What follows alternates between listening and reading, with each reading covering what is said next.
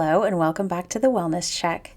Today I thought I'd do a little bit more of a personal video on what it is like to be a therapist. And this is something that us therapists get asked a lot. We get asked by family members, by friends, by our clients and patients, what is it like? What is it like? And it's a question that's actually been coming up a lot for me recently. So I thought I would answer what it is like to be a therapist.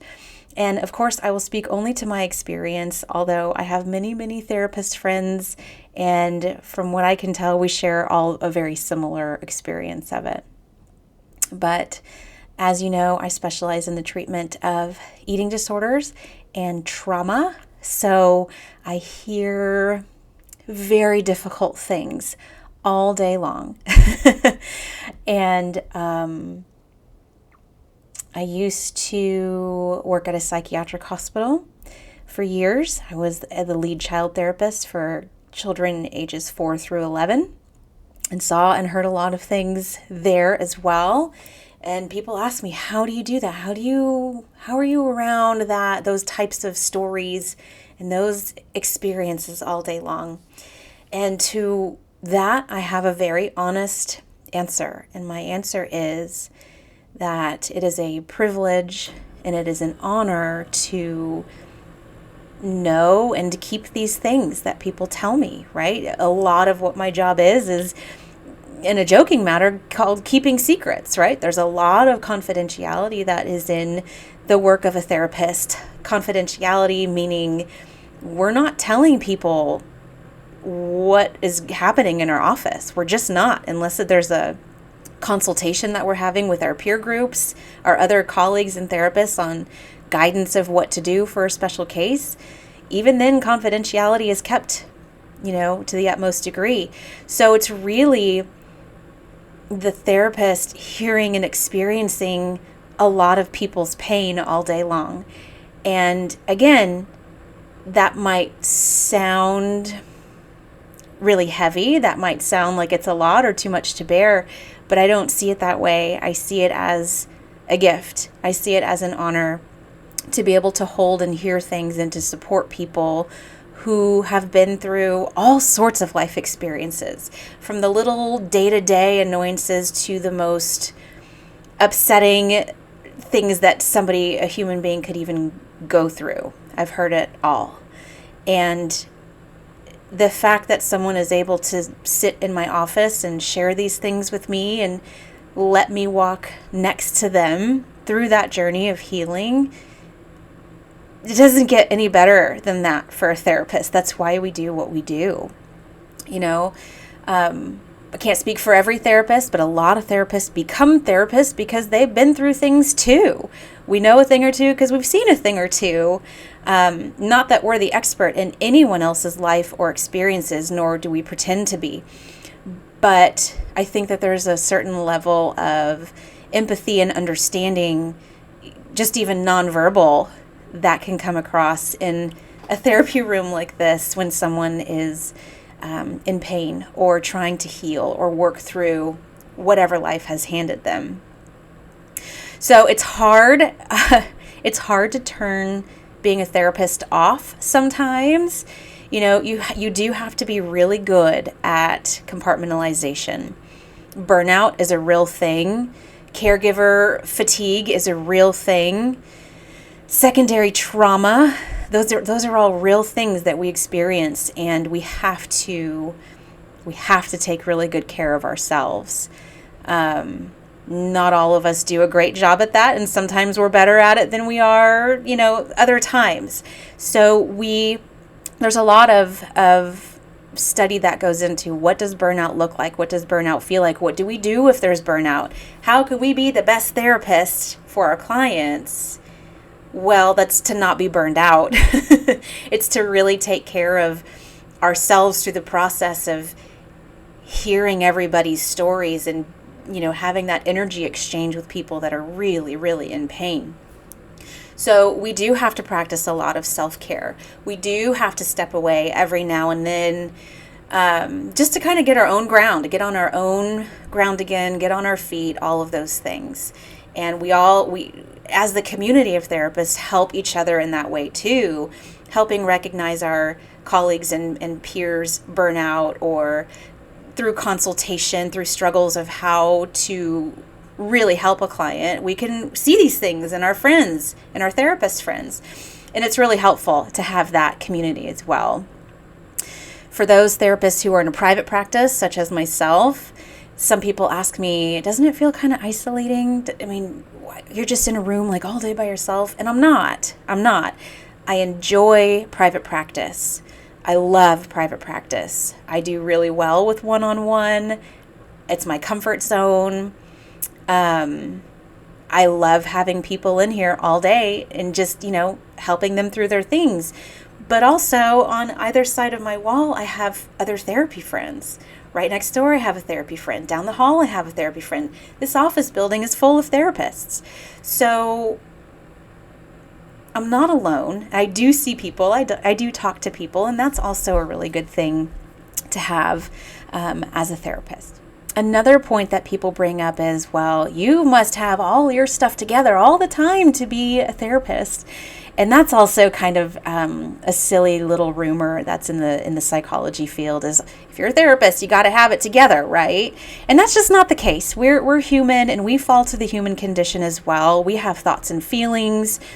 Our feelings get hurt sometimes in session. Sometimes we're offended. Sometimes we make mistakes or forget a certain detail. And it's important for everyone involved in the therapy process to kind of remember that we're humans too. And yeah, we know things about psychology, and we know that you come to us and rely on us for a lot of things, but there's allowance for just human condition there. So I've talked to some of my colleagues throughout the years who are licensed marriage and family counselors. They specialize in the treatment of couples and marriages. And they're going through a divorce, right? They're going through marriage difficulties in the background in their real life.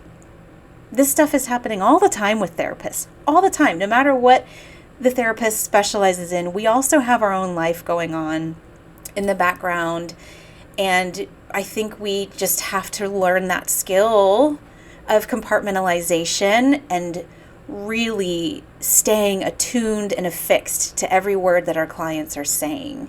So we've developed that skill. Most of us, all of us have developed that skill to say, listen, if something is happening in my personal life, I've got to show it for my own clients and actually be genuine and really actually care.